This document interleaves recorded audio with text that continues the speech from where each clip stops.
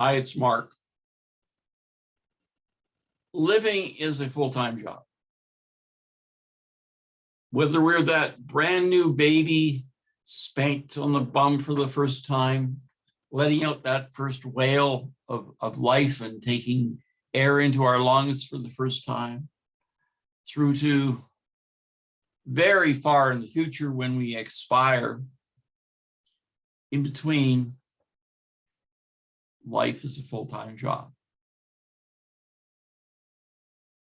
We're working at it when we're sleeping. We're working at it when we're dozing through a meeting of somebody with a boring presentation.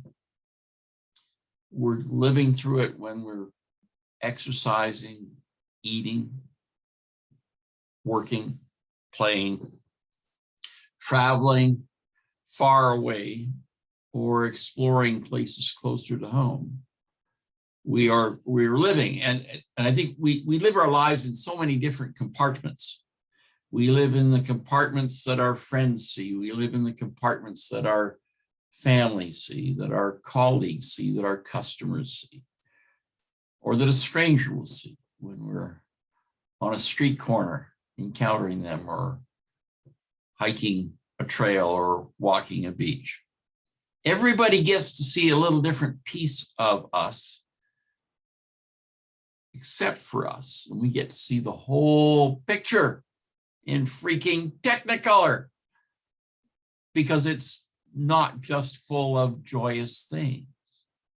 It's nice to feel full of joy, to feel very happy, but that's not a constant. We don't ride the high of endorphins from that great run we had, or the great workout we had, and slide along on that all day. We don't function at high performance levels because of the adrenaline shot we got this morning. And as we all know, adrenaline's wonderful. When somebody gives us a fantastic surprise, or a scare in traffic where we almost crashed, all kinds of things trigger adrenaline, and nothing triggers it more or faster than rushing to the aid of an injured child or animal, that something's happened just before our eyes and we need to react quickly. And we react with the same adrenaline that our first responders, nurses, firefighters, ambulance workers do when they come upon a scene. They are detached and professional and very diligent in what they do, but inside, their adrenaline is just pumping. And I think they call themselves adrenaline junkies, because they not only seek that out, they hang out. One of their compartments is other people who are also adrenaline junkies, because they're the only people who understand.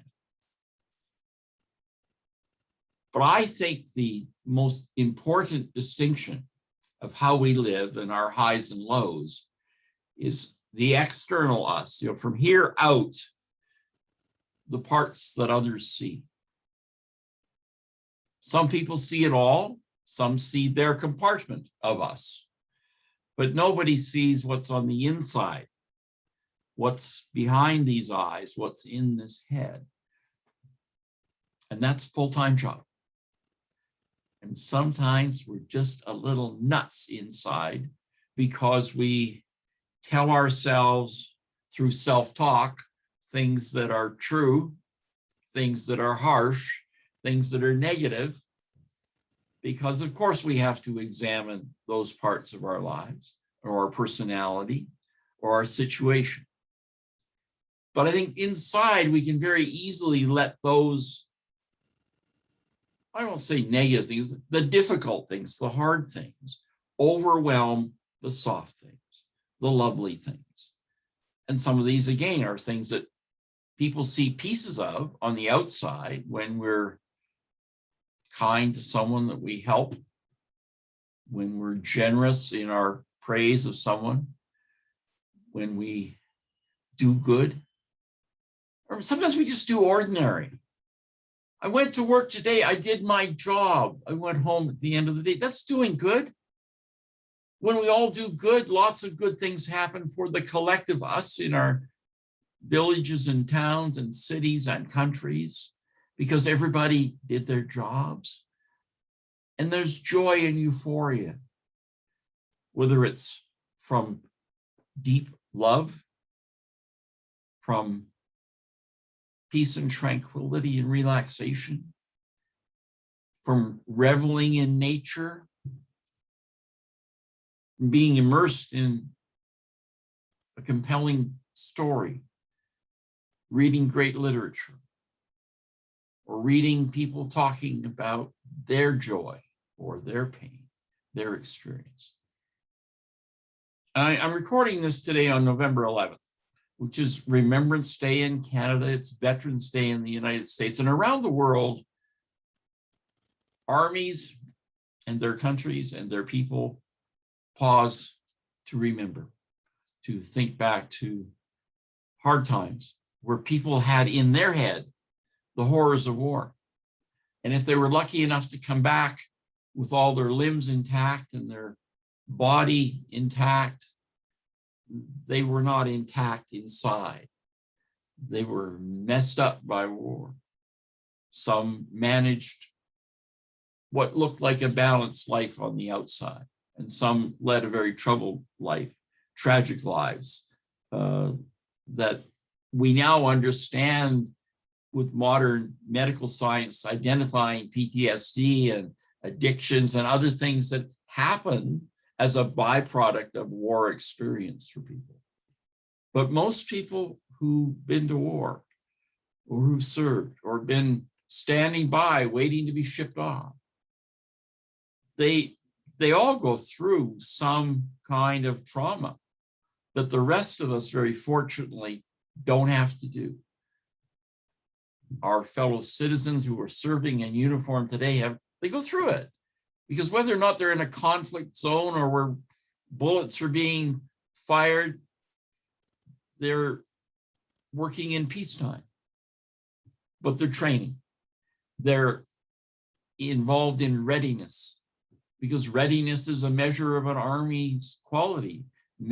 Readiness is a measure of a country's preparedness to deal with threats, internal or external, or to go help friendly countries as allies to fight battles or keep the peace on foreign soil. Just because somebody isn't going today or isn't in the conflict today doesn't make them immune. They're ready to go. And I'm sure many are ready and raring to go. They're eager to go. Their adrenaline's ready to pump. But what about all the people who served before? Our fathers, our grandfathers, our mothers or grandmothers. Everybody served, and they served by going off to war with a rifle over their shoulder, or flying an airplane, or sailing a ship. They were part of the war effort. And on Canadian soil, there were a lot of people who stayed home who didn't want to. There were obviously people who, for medical reasons, weren't allowed to serve, or they were age restricted, they were too young, or they were too old. A lot of young ones like my dad lied about their age to get in, and because they wanted to participate, they wanted to serve. They wanted to stop evil on foreign soil that was threatening our country and our allies and all peace-loving people in the world. So of course they wanted to help.